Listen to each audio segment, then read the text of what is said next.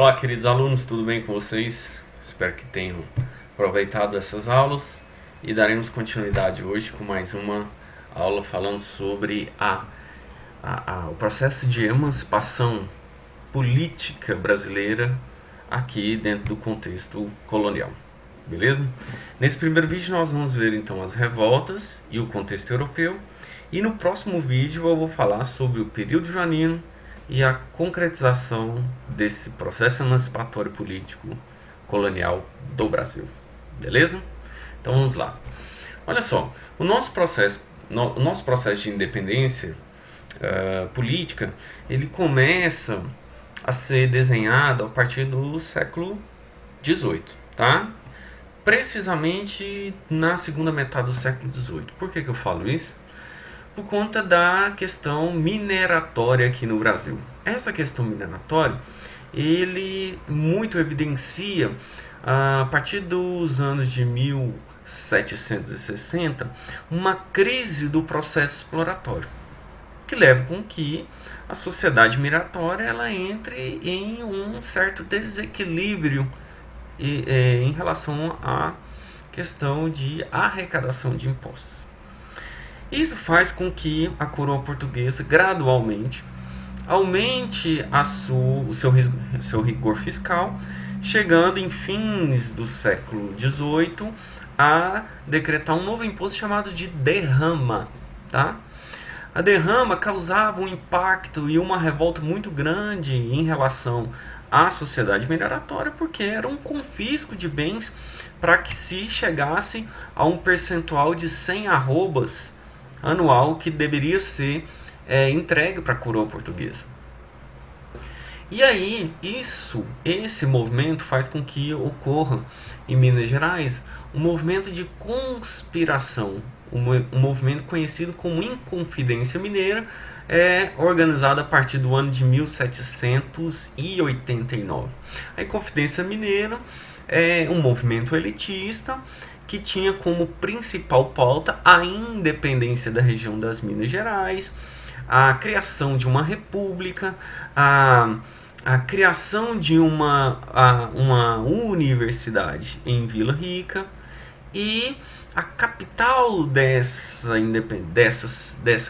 região independente seria a cidade de São João del Rei, que era tão próspera em relação à atividade mineratória, tá?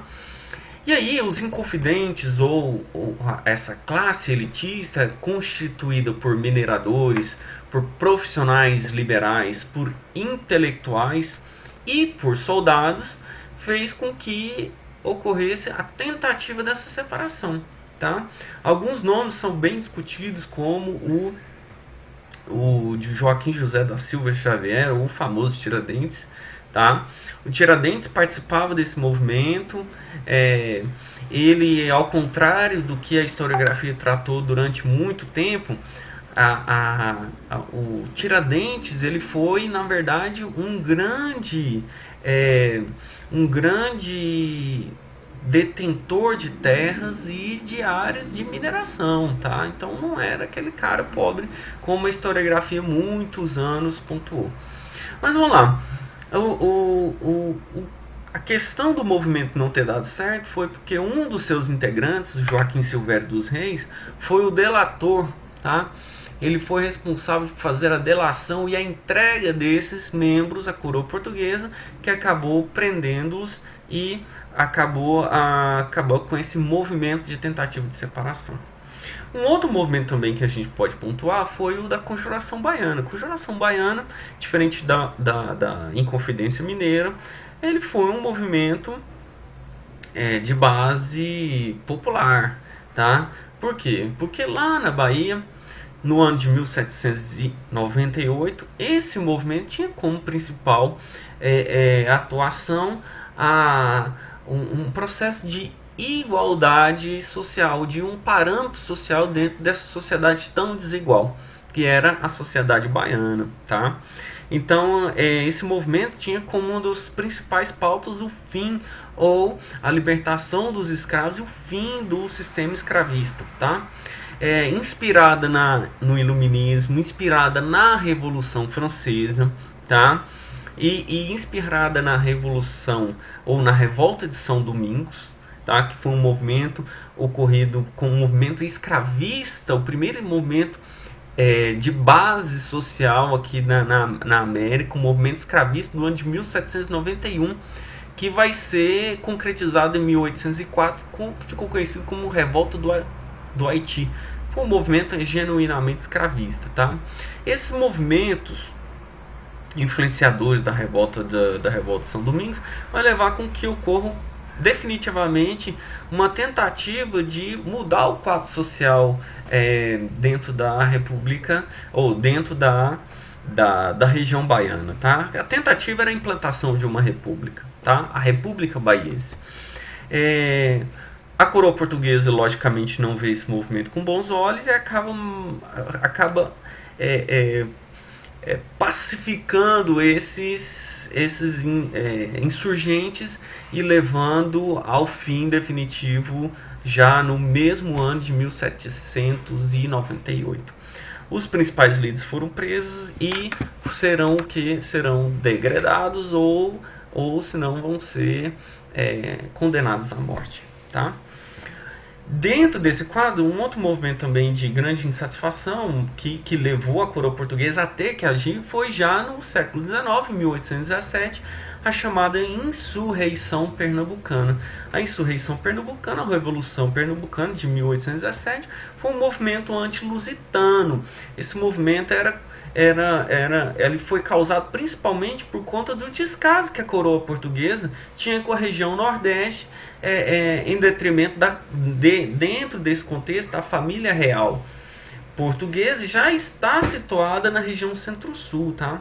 Então era uma tentativa de autonomia também, que levou que levaram os membros de uma aristocracia pernambucana a tentativa de proclamação de uma república, tá?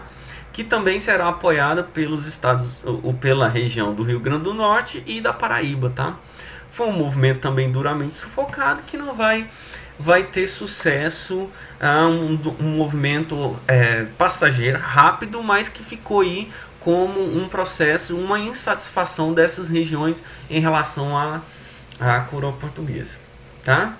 Bom, esses movimentos vai levar a uma série de conjunturas que vai ser associada principalmente a um contexto europeu, que no caso a gente tem que sempre lembrar aqui. Esse contexto europeu foi dado do seguinte momento. No ano de 1806, eu tenho que lembrar que a França ela decreta um tal de bloqueio continental, governado pelo Napoleão, a principal potência da época. Os franceses querem fazer um movimento simplesmente um estrangulamento comercial em relação à Inglaterra. E aí eles decretaram, a França decreta o tal do bloqueio continental, que é essa medida dos países europeus não comercializar com a Inglaterra. Beleza. E aí, o que vai acontecer? Os portugueses, não obedecendo o bloqueio continental, vão fazer com que o exército napoleônico invada Portugal. E a Dona Maria I, a Dona Maria Louca, juntamente com o Dom João VI, que era o príncipe naquela época, e mais cerca de 15 mil integrantes da família real, se vê obrigado a vir para a colônia brasileira numa fuga muito discutida aí pela historiografia, tá? Isso faz com que a colônia entre dentro aqui do território, entre dentro a metrópole, passa a ser parte integrante da colônia brasileira, né? E aí, essa chegada da família real brasileira, essa chegada da família real portuguesa aqui é o que dá o pontapé inicial para o processo de abertura jurídica em relação ao processo de emancipação. E por que eu falo abertura jurídica? Porque quando eu tenho metrópole entrando dentro da colônia, em termos físicos, há um novo reordenamento que vai fazer com que, passo a passo, ano após ano, a colônia brasileira deixe de ter status de colônia e passa a ter algumas características de certa autonomia mesmo com a coroa portuguesa aqui dentro, né? Então, assim, o pontapé inicial que se deu aqui foi justamente na chegada já com a assinatura de tratados. Eu vou destacar dois deles aqui, que é o tratado conhecido como Abertura dos Portos às Nações Amigas, que vão privilegiar os ingleses, que fazem essa transição da família portuguesa para cá, e os tratados de comércio e navegação. Os tratados de comércio e navegação e o tratado de aliança e amizade, que é chamado os tratados de 1810, todos eles favorecendo os ingleses aqui. Tá? Próximo vídeo a gente já vai falar um pouco mais desse contexto aqui da família real portuguesa, e aí a gente concretiza com um movimento de emancipação. Tá bom? Valeu, obrigado.